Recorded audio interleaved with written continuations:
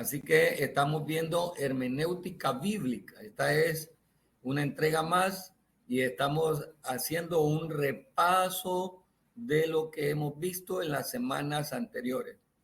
La primera semana la temática es hermenéutica general. ¿En qué consiste la hermenéutica general? Lo que tenemos aquí en pantalla, observaciones preliminares sobre la interpretación bíblica.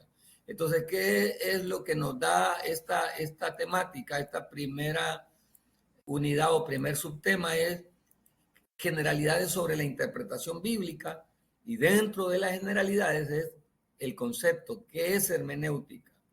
¿Por qué es importante la hermenéutica? ¿Qué pasa en una congregación o en un cristiano con una mala base de interpretación? Entonces, vimos la clase anterior que es hermenéutica y la respuesta es, la hermenéutica es la ciencia de la correcta interpretación de las escrituras. Esa es una de las definiciones más cortas, pero muy correcta, ¿verdad? ¿Qué es hermenéutica? Es la ciencia de la correcta interpretación de las escrituras. ¿Por qué necesita una iglesia tener una buena interpretación de las escrituras? ¿Por qué necesita un cristiano interpretar las escrituras de una manera correcta? Porque le evita caer en el error doctrinal. La Biblia, sobre todo el Nuevo Testamento, está lleno de muchos pasajes donde advierten que en los últimos tiempos se amontonarán maestros conforme a sus concupiscencias. Y Pablo mismo y Pedro advierten del peligro de las malas doctrinas, de los errores, de dónde vienen las malas doctrinas, de los errores de interpretación bíblica. Ahora, ¿qué necesitamos nosotros para que tengamos una correcta interpretación? Tres elementos son necesarios para tener una buena interpretación. Estamos haciendo un repaso de la semana anterior. Primero necesitamos el espíritu, la intención correcta, el espíritu correcto. Yo pongo entre paréntesis la intención. El material dice el espíritu correcto. Entonces, el espíritu se está utilizando como una palabra complementaria. ¿Qué quiere decir el espíritu correcto? Con una intención sana. He tenido la oportunidad de hablar con muchas personas ateas, personas que no creen en Dios, y en otros casos que dicen no creer a Dios, pero en el fondo lo que tienen es un resentimiento o un odio contra Dios. Entonces la mejor manera de expresar su resentimiento hacia Dios es negando su existencia. Esas personas estudian la Biblia, pero no estudian la Escritura con una intención correcta o con un espíritu correcto. Estudian la Biblia con el afán de buscar un error, un aparente error en la Biblia, pues nosotros entendemos que la Biblia no tiene errores, es inerrante, pero el deseo de esas personas o la intención de esas personas es insana, es mala, es confrontativa. Pero cuando nosotros estudiamos la Biblia con un espíritu correcto o con una intención adecuada, entonces se nos hace más fácil aprender las escrituras y comprender las escrituras. ¿Por qué? Porque tenemos un corazón dócil, entendible, y eso es lo necesario. ¿Qué otra cosa es muy importante? El método correcto. Porque a veces podemos tener una mala intención, pero no podemos tener una buena intención, pero un mal método. Vimos en las clases anteriores que genéricamente hay tres métodos diferentes. Podemos encontrar muchos, pero tomando uno, tomando el otro y uniéndolos, esos métodos, entonces podemos dividir tres métodos: y el alegórico, el racionalista, que son dos métodos extremos, que cada uno está en un punto. Uno está a la derecha, el otro a la izquierda, uno está al norte, el otro está al sur, uno está al este, el otro está al oeste, uno está de día, en la madrugada, el otro está de noche, muy de noche. Entonces son extremos. y todo lo que es extremo es malo. El racionalista es el método que pretende que nosotros aprendamos la escritura solamente con la parte natural, con la parte científica, quitando de en medio lo sobrenatural del que inspiró la Biblia. La Biblia tiene muchos elementos sobrenaturales, pero cuando nosotros la estudiamos con el método racionalista, quererle encontrar una justificación científica a elementos que no lo tienen, como entender de que un hombre fue tragado por una ballena, que el mar Rojo entero se abrió para que el pueblo de Israel pasara en medio del mar. Entonces no hay una respuesta científica a la mano, sino más bien entender que un Dios soberano tiene control sobre la naturaleza y sobre los que viven en ella. Por lo tanto, el método racionalista nos amarra para no entender que hay un Dios sobrenatural que tiene control del clima, control de las circunstancias. El método naturalista no le da la gloria a Dios. Pero está el perdón racionalista, pero está el otro método. Pero está el otro método. ¿Cuál es el otro método? El alegórico. El alegórico es aquel método que, aunque es en su intención puede ser bueno, en su práctica también puede ser dañino, porque ese método alegórico nos hace interpretar las escrituras de una manera muy subjetiva y no solamente muy subjetiva, sino que también nos hace interpretar la Biblia de una manera muy particular. O sea, aquí tenemos esta diapositiva, ya la vimos. El método alegórico también se le llama el método místico. Es otra manera de interpretar la Biblia. Es considerada que toda la Biblia fue escrita como una serie de alegorías. Insiste que no es el significado natural y evidente lo que le da a la Biblia su importancia, sino el sentido místico. Para ellos, místico significa oculto o espiritual. Hay métodos como ese, pero está el método, un método más. ¿Cuál es ese método más del que hablamos? Está el método más correcto. Vamos a ver ese método en todo el transcurso de esta clase, que tiene dos periodos. Ese método nos va a abrir la luz para una interpretación correcta. Y vamos a recordar más adelante el nombre de ese método. Entonces, volvemos aquí a esta parte. Lea siempre con cuidado. ¿Cómo podemos tener una interpretación correcta? Con una buena intención o un buen espíritu, con un método, con un buen método o un método correcto, y lea siempre con cuidado, despacio. Leer siempre con cuidado es leer entre líneas. En la semana número 2 tenemos esta temática. ¿Qué temática tenemos en la semana número 2? Varios temas ahí. Primer tema, el significado de las palabras individuales. Segundo tema, el contexto. Tercer tema, pasajes paralelos. Cuarto tema, el mensaje de la Biblia entera. Y acá yo le puse una ayuda, que el material no lo tiene, pero es una ayuda personal que yo tengo para que usted y yo entendamos el panorama general. El panorama general. Bueno, la tercera semana. ¿Qué miramos en la semana número 3? 3 subtemas en la semana número 3. ¿Y cuáles son esos subtemas? El propósito, el plan y las limitaciones de cada escritura. Vamos a verlo más adelante, qué significa las limitaciones de cada escritura. Las circunstancias históricas, la clave de los 2 testamentos, eso corresponde a la semana 3. ¿Qué se mirará en la semana 4?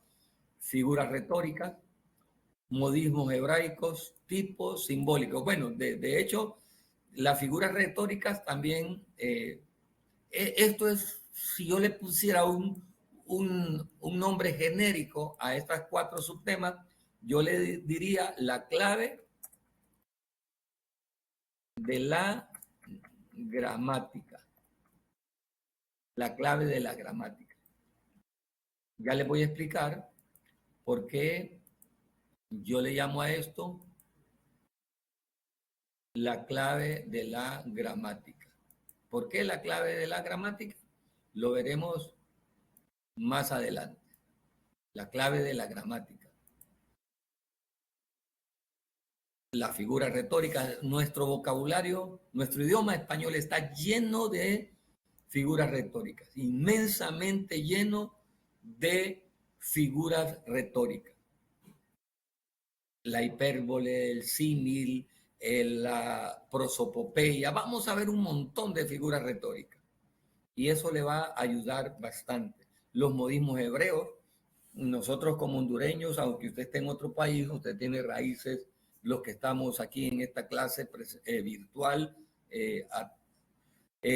todos los que estamos conectados, los hermanos que estamos conectados en esta clase virtual, todos somos de origen hondureño, o eso presumo yo, ¿verdad? Hermano Elmer, hermana Yates, hermana Julia, hermano Luis.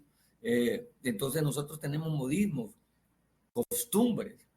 Así como nosotros tenemos costumbres, el pueblo hebreo, en el cual se vivió todo el Antiguo Testamento y la gran mayoría, una buena cantidad del Nuevo Testamento, tenían sus modismos, tenían sus costumbres.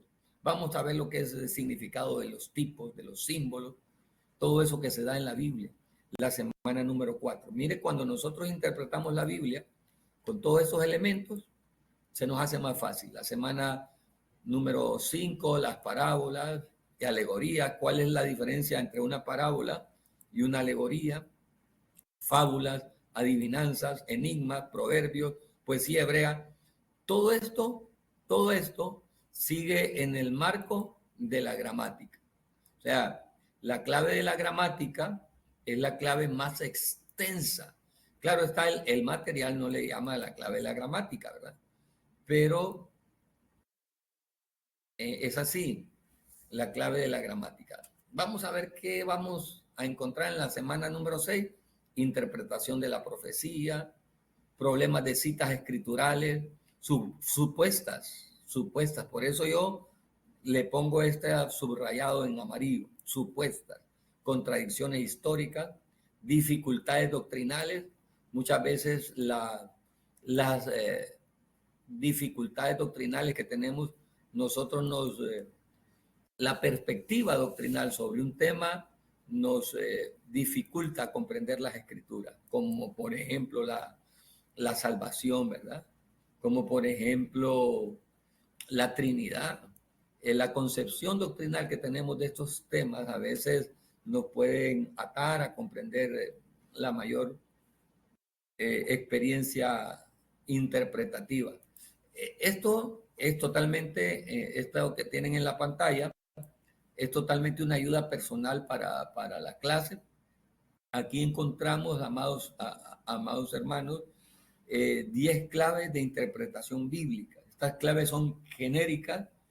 Yo siempre que puedo enseñar hermenéutica, no importa el material que utilice, siempre trato de poner genéricamente esto, aunque no lo voy a tomar individualmente a enseñarlo. Yo siempre hablo de 10 claves de interpretación bíblica. La primera es el panorama general. ¿En qué consiste el panorama general?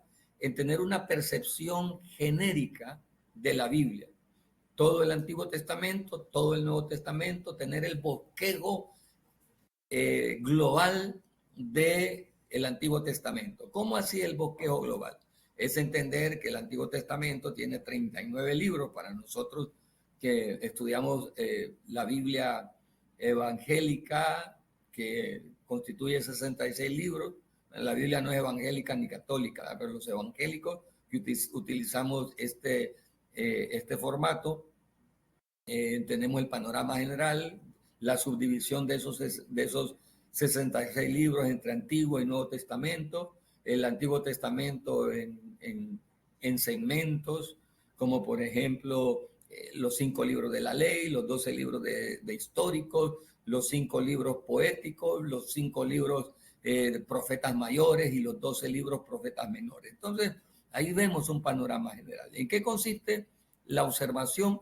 Es en ver detalles.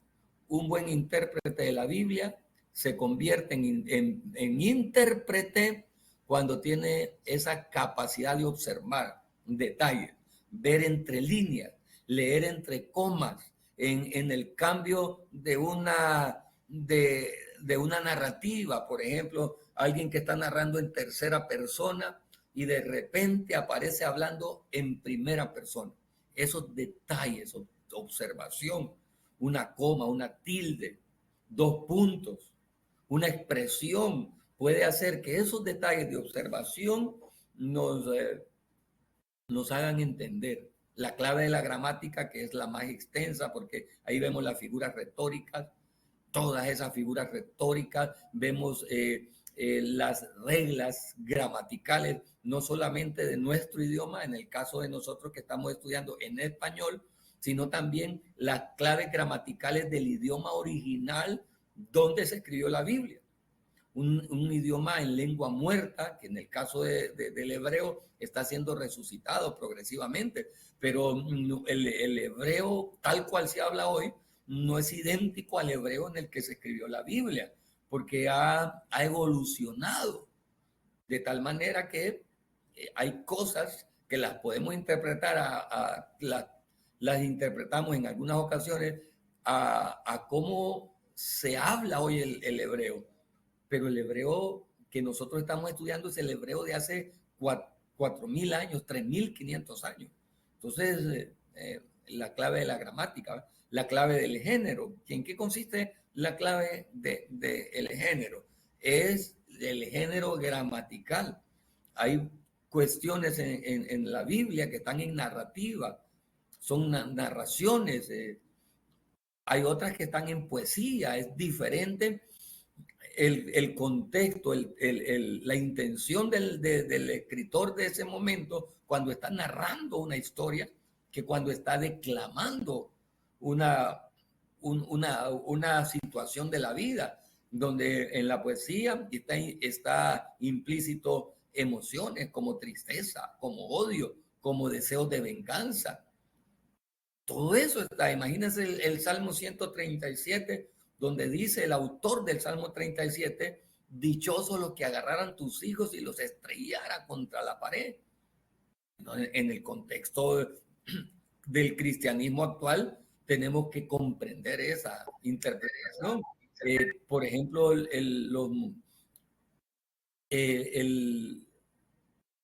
el género poético que está lleno de simbología, profético que está lleno de simbología. Entonces, la clave del género nos ayuda para saber que un texto no lo vamos a interpretar de la misma manera si este es narrativo histórico, si es poético, porque el narrativo histórico no tiene emociones ahí. El que está narrando solo está transmitiendo lo que está sucediendo, pero el que está escribiendo o el que escribió una poesía, por ejemplo, que se convirtió en salmo, su intención, su intención fue diferente. Y aquel que lo está haciendo en género profético, que habla de señales, de visiones, nuestra interpretación va a ir ligada al género literario en que está escrito, el contexto, la cronología, el trasfondo histórico, estas tres claves de interpretación, por ejemplo, el contexto, la cronología, el trasfondo histórico, son sumamente necesarias comprenderla. ¿Qué ocurrió? ¿Cuándo ocurrió? ¿Cómo ocurrió? ¿Por qué ocurrió? ¿Dónde ocurrió? No es lo mismo leer una historia de Génesis, del libro de Génesis, donde una mujer le entrega su esclava al esposo, que leer el Nuevo Testamento, que han pasado 3.000 años de historia entre un evento y el otro, casi 4.000, 2000 años de historia, perdón, entre Abraham y Jesús, entre Abraham y Pablo, entre Abraham y Juan, el profeta Juan, el apóstol Juan, allá en el capítulo, en el libro de Apocalipsis, han pasado 2000 años de diferencia. Entonces el trasfondo histórico, la cronología, el contexto nos va a ayudar a ver en qué condiciones de vida estaba María, perdón, aquella mujer del capítulo 4 del libro de Juan, cuáles eran las condiciones de aquella mujer. Es diferente. Entonces, vamos a entender eso, la revelación progresiva. ¿En qué consiste la revelación progresiva? Primero, en la capacidad que Dios nos va dando a nosotros para entender la Biblia. No es la misma capacidad que tengo ahora como hace 20 años. Hoy el Espíritu Santo en mí me ha hecho entender a esas cosas que están en la Biblia mejor que las entendí antes. Pero va más allá. La revelación progresiva consiste en que Dios va abriendo el telón de la doctrina o el telón del conocimiento de una manera sistematizada, progresiva. ¿Cómo así? Que en el Antiguo Testamento se tenía una concepción diferente de la muerte a la que se tiene hoy. Y es por eso que muchas personas, aún en el siglo XXI, predican que los muertos están inherentes, dormidos en un sueño profundo. ¿Por qué?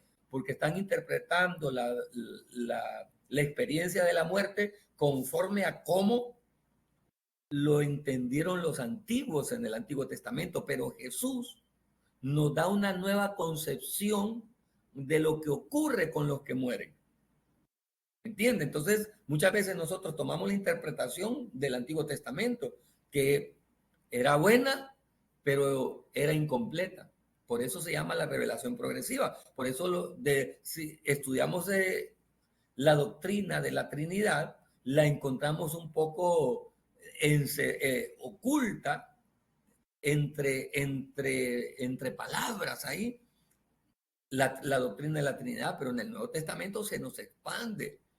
La doctrina de la iglesia estaba oculta en el Antiguo Testamento, pero en el Nuevo Testamento se abre el panorama de la iglesia. A eso se le llama revelación progresiva. ¿Y qué es la armonía? La armonía es esto, miren, que la Biblia no se contradice. Si yo encuentro un texto que contradice a otro texto, el problema no es de la Biblia, el problema es de mi poca luz acerca de esos dos pasajes y cómo poderlos armonizar. La Biblia no se contradice. No hay libro más armonioso que las Escrituras.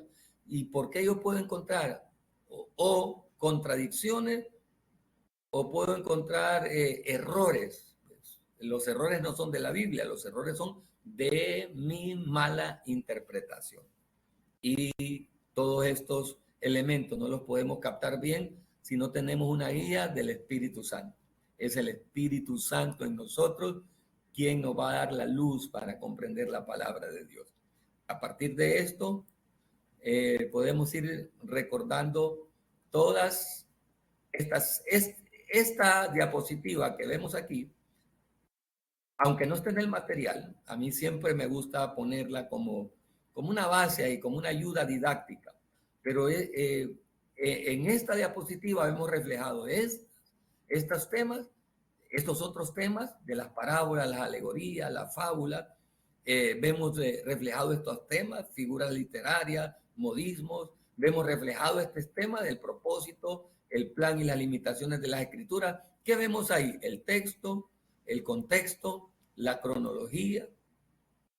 ¿Qué vemos ahí? La clave del contexto, la clave de la cronología, la clave del género, todas esas cosas las vemos aquí.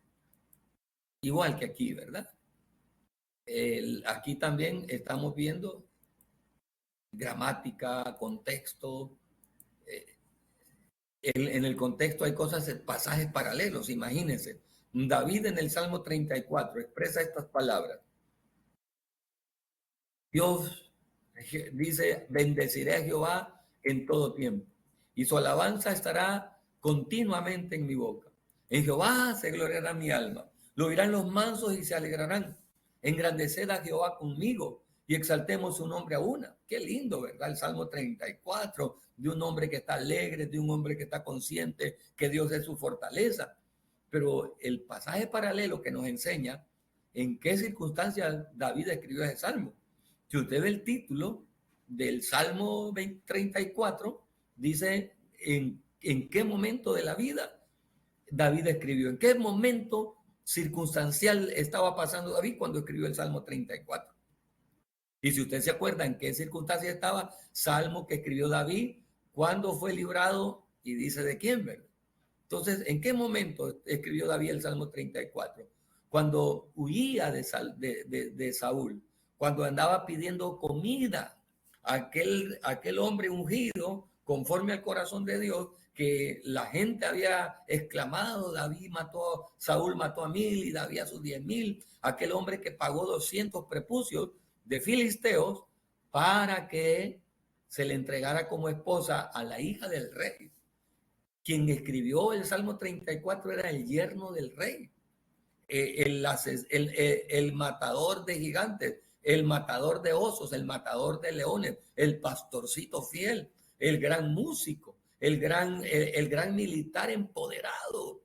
Como dice el capítulo 18 del primer libro de Samuel, que David, a pesar de que era un hombre joven, un muchacho, pero que en ese tiempo del Salmo 18 ya había pasado la etapa del adolescente y era un hombre joven, más joven que todos los demás miembros del ejército de Saúl. Pero dice la Biblia que él era un hombre ilustre.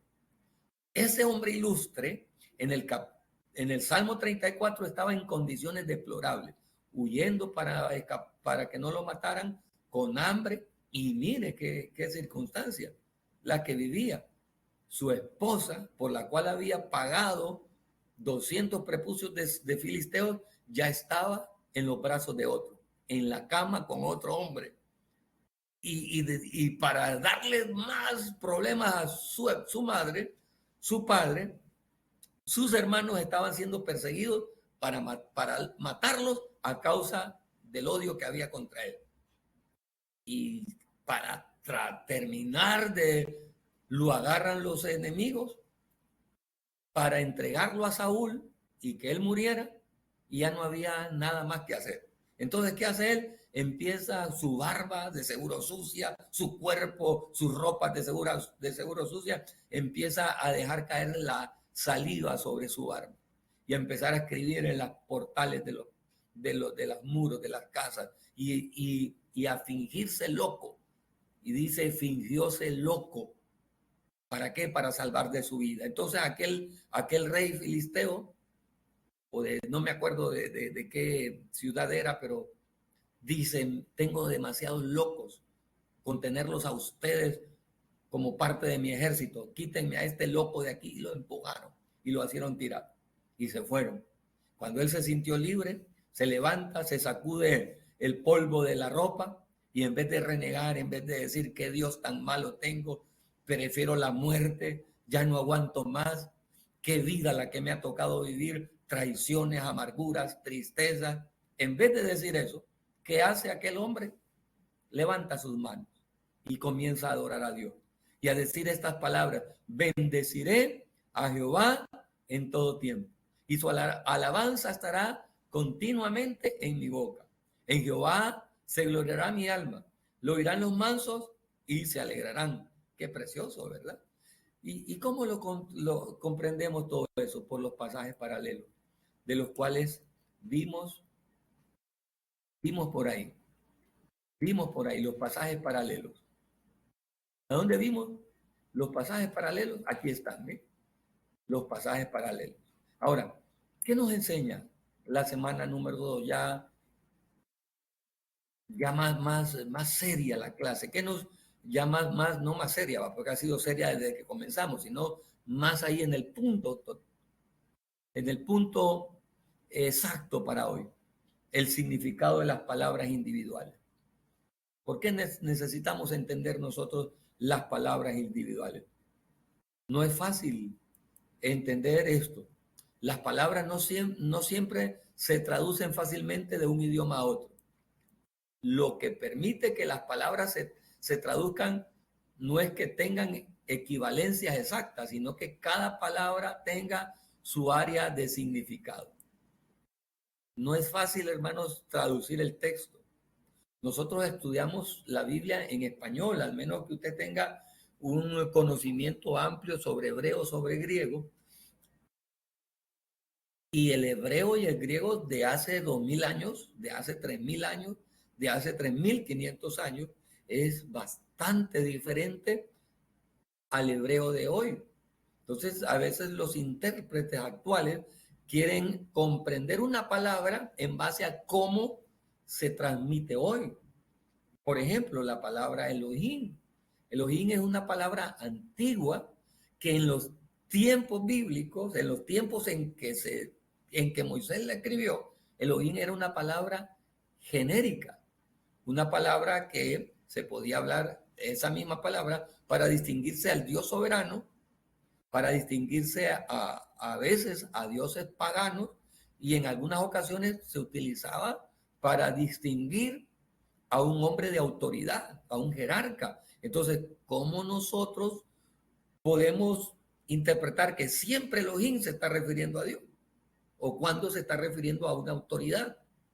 Por el contexto que encierra ese pasaje.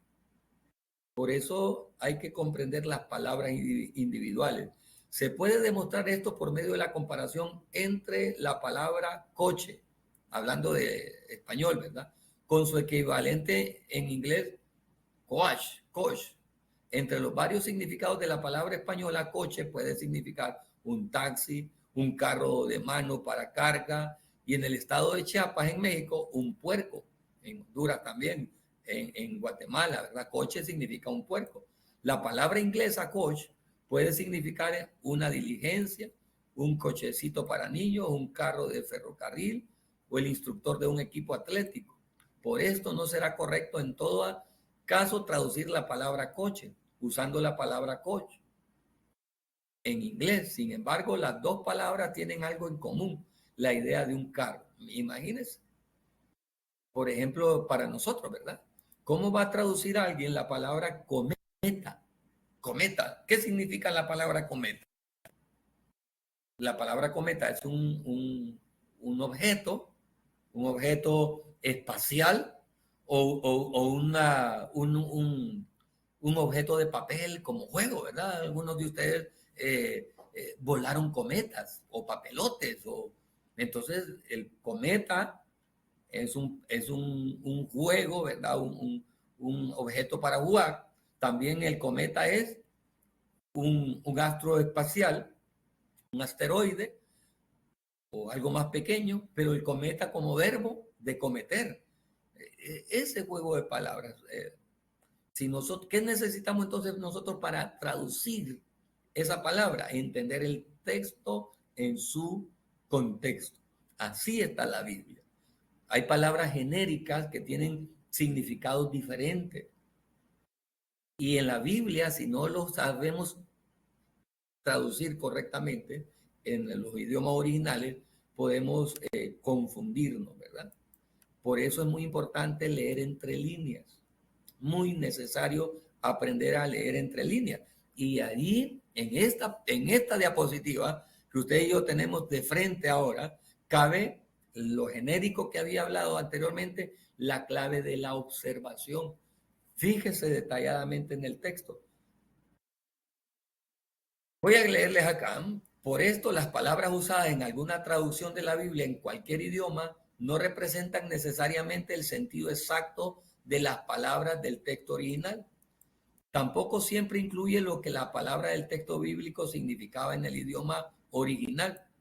Algunas personas han dicho que sin un conocimiento amplio de los idiomas bíblicos, nadie debe considerarse un intérprete a cabalidad, ¿verdad? Todos estamos en el proceso de entender. Aunque esta afirmación es claramente una exageración, encierra una verdad importante, que es preciso entender el significado de las palabras originales. Para el estudiante que nunca tuvo la oportunidad de estudiar griego o hebreo, hay libros de consulta para ayuda. Es muy necesario entre esto, entender la clave de la gramática. Y vamos a estar ampliando sobre la clave de la gramática, la observación. Siempre es muy importante detallar, ver, sentarse, quedarnos en un pasaje, leerlo, volverlo a leer, si es posible memorizarlo, quedarse ahí. Pero la serpiente era astuta, más que todos los animales del campo que Dios había creado. ¿Qué podemos encontrar ahí? Leer el texto entre líneas. A mí me gusta usar esta expresión. Hay que aprender a leer entre líneas. ¿Qué está ahí implícito que no lo vemos? Una palabra puede hacer el cambio significativo. Y yo le animo a usted que siempre, juntamente con el estudio de la Biblia, estudie gramática, estudie los sinónimos, aprenda sinónimos, antónimos. Juntamente, si usted y yo pretendemos convertirnos en intérpretes de la Biblia, estudiosos de la Biblia, capacitados para honrar a Dios en nuestras interpretaciones que posteriormente se volverán en predicaciones, necesitamos preparar. Pablo le decía a Timoteo que desde la niñez ha sabido la Sagrada Escritura.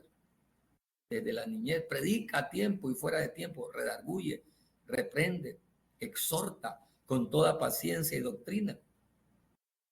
Procura con diligencia presentarte a Dios aprobado. ¿Y qué se necesita para presentarse a Dios aprobado? Dos características. Uno, como obrero que no tiene de qué avergonzarse. ¿En qué aspecto encontramos la característica? En el testimonio. Usted quiere convertirse en un obrero aprobado, sea un hombre o una mujer de testimonio, que desde la procura con diligencia presentarte ante Dios aprobado. ¿Qué necesito para presentarme ante Dios aprobado? Obrero que no tiene que avergonzarse. ¿Qué significa eso? Buen testimonio. Y número dos, que traza bien la palabra de verdad, que escudriña, que lee. Entonces nosotros tenemos que tener buen testimonio y conocimiento de la palabra, pero no solamente conocimiento de la palabra, sino interpretar la palabra de manera correcta. Procura con diligencia presentarte ante Dios aprobado. Número uno, con buen testimonio. Número dos, leyendo e interpretando la escritura correctamente. Como obrero que no tiene que avergonzarse, que usa o que traza bien la palabra de verdad. Por eso debemos entender el contexto. ¿Qué es el contexto? El contexto es todo lo que encierra al pasaje que estamos leyendo. El contexto lo vamos a encontrar en versos anteriores, en versos posteriores y en algunos casos en versos paralelos. En versos paralelos. Digamos el contexto. Usted sabe quién fue. Vamos a investigar un poquito en el contexto. Usted sabe quién traicionó a David. Un salmo dice, pero tú eres mi íntimo, mi amigo y mi familiar, que juntos comunicábamos las verdades de Dios. ¿Quién fue ese que traicionó a David? ¿A quién se está refiriendo David en ese salmo que dice, pero tú al parecer, mi familiar, mi amigo, mi íntimo, mi familiar, que juntos comunicábamos al Señor? ¿Sabe usted dónde está ese salmo? En el Salmo 55. ¿Quiere que se lo lea? Vamos a ver. Versículo 13. Salmo 55, versículo 13. Ya se lo voy a leer. Déjeme que se me trabó un poquito la Biblia. Mire cómo dice, porque no me afrentó un enemigo, lo cual habría yo soportado. Se lo voy a poner aquí, voy a dejar de compartir y se lo voy a poner ahorita. Vamos a ver. Dice, ¿quién? Mire lo que es la clave del contexto. Usted me tiene que decir a quién se refiere el texto. ¿De quién está hablando el texto? Porque no me afrentó. Vamos a ver que el internet me está fallando un poquito. El internet me está fallando. Vamos a ver. Usted puede, hermano Víctor, hermana Julia, hermano Elmer, pueden ver en la pantalla si me ven a mí, me escuchan bien, porque siento que me está fallando un poquito el internet. Es muy raro porque tenemos un Sí, se muy escucha buen muy bien, internet. pastor. Dios le bendiga. Se le escucha muy bien. Amén, gracias, gracias. Pero Usted no también. les aparece en la pantalla, ¿verdad? No hay nada, está Eh, lento. no hay nada, ¿verdad? Se me trabó un No. poquito, pero ayúdeme usted leyendo el Salmo 55, verso 11. Hermana Julia, léame el Salmo 55, si tiene una Biblia a mano, verso, porque Amén, se me amén. trabó la pantalla. ¿Qué dice el Salmo 55, verso 11? Ahí en adelante. Leemos la palabra honrando al Padre, al Hijo, al Espíritu Santo, y su letra dice de esta manera. Maldad hay en medio de ella, y el fraude y el engaño no se apartan de sus plazas. Salmo 55. 55, 11. Ajá. Ajá. 55, 11, sí. Porque no me afrentó un amigo, el 12, un enemigo, perdón, lo cual habría soportado, ni se alzó contra mí el que me aborrecía, porque me hubiera ocultado de él. El 13, sino tú, hombre, al parecer íntimo mío, mi guía y mi familiar. Vamos a ver, ¿a quién cree que se refiere el pasaje? Vamos a leer el verso en su contexto. ¿Ya algunos de ustedes se había encontrado con ese pasaje?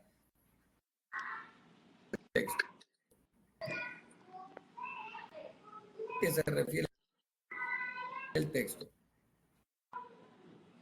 ¿A quién creen? Leer el texto en su contexto. ¿A quién se refiere el texto? No me afrentó. Hoy sí se ve la pantalla. Sí.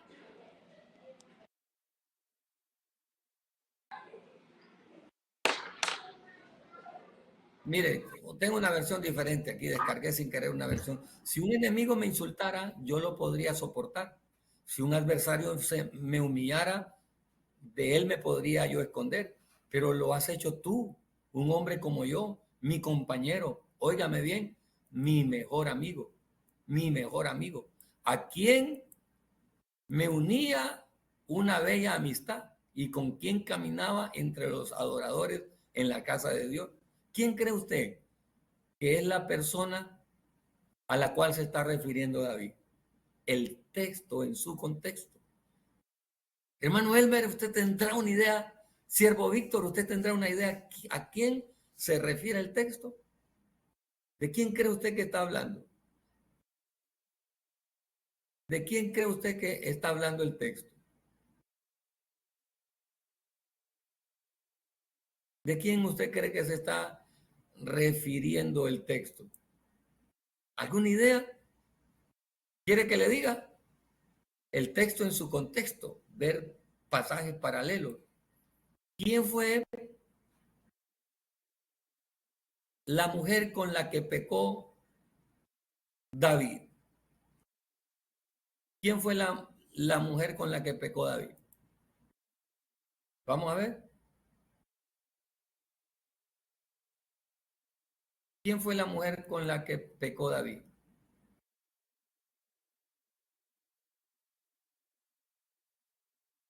Vamos a ver. Betsabé, ¿verdad? ¿Sabe usted que Betsabé era nieta, Betsabé era nieta de este hombre del cual está hablando David? ¿Y cómo se llamaba ese hombre? ¿Cómo cree que se llamaba? Era uno de los consejeros de David. Uno de los consejeros de David, su mejor amigo. ¿Sería Jonatán, hermano? No, no era Jonatán. Era el consejero de David. El consejero de David, que se llamaba Aitofel. Ese consejero de David, de ese consejero de David, aquel que lo traicionó en el tiempo de Absalón. Miren, no esperaba de ti esto. El contexto.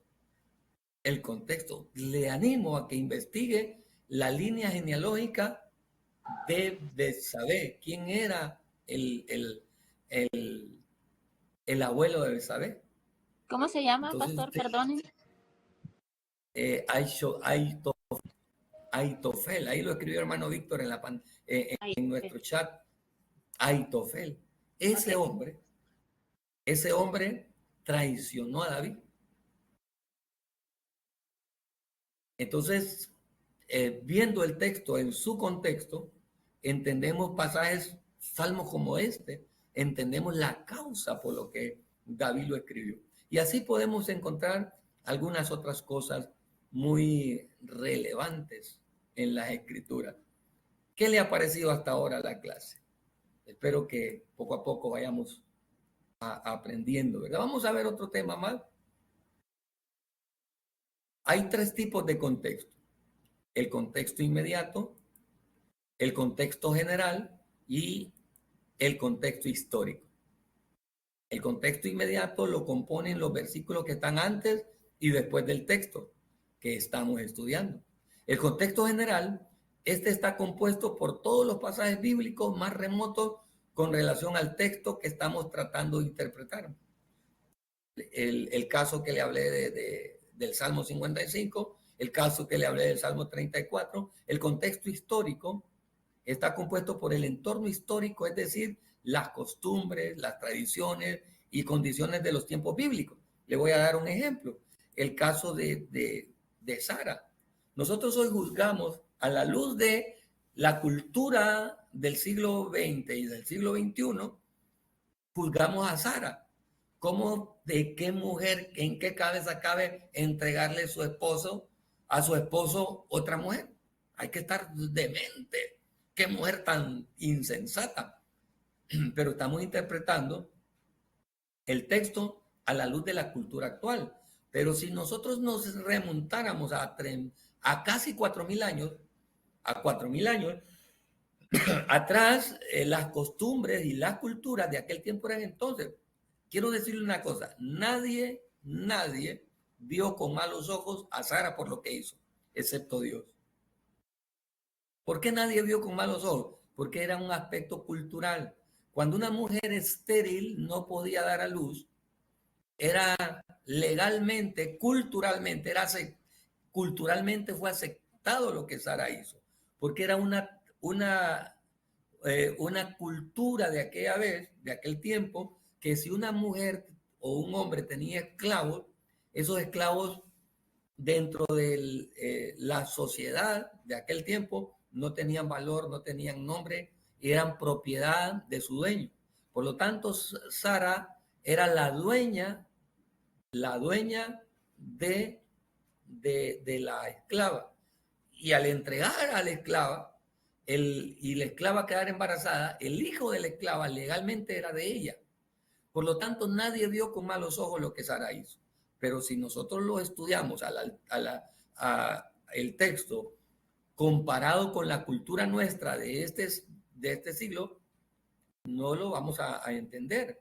Pero ¿cómo lo pudiéramos entender nosotros? ¿Cómo pudiéramos adaptar la historia para el siglo XXI? Por ejemplo, ¿qué se diría ahora de una mujer estéril que esté casada y desea dar a luz, pero con su esposo llegan a una condición de alquilar un vientre? No acostarse el esposo con una mujer ajena, solamente su esperma va a ser quitado y el óvulo de la esposa, que su vientre no puede tener, va a ser quitado, van a unirlo y lo van a poner en un vientre de otra mujer.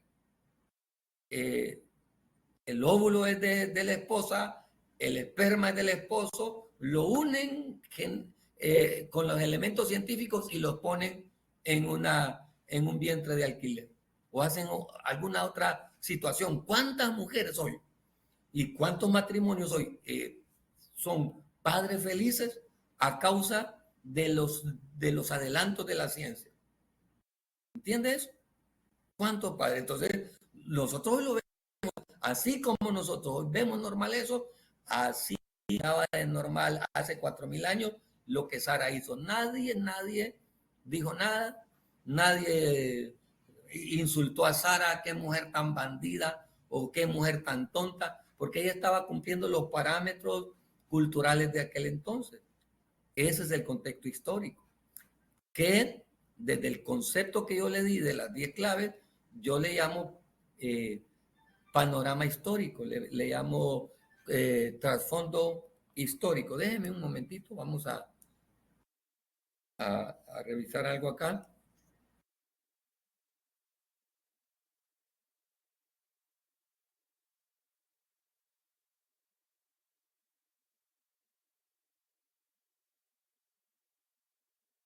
¿Qué le parece? Qué importante es estudiar y entender la Biblia a raíz, a la luz, no a raíz, a la luz de las interpretaciones, de las claves de interpretación bíblica. Ya usted no va a ver a Sara como la miraba antes, ¿verdad? Claro que, ¿cuál fue el pecado de Sara? El pecado de Abraham, no confiar en la promesa de Dios.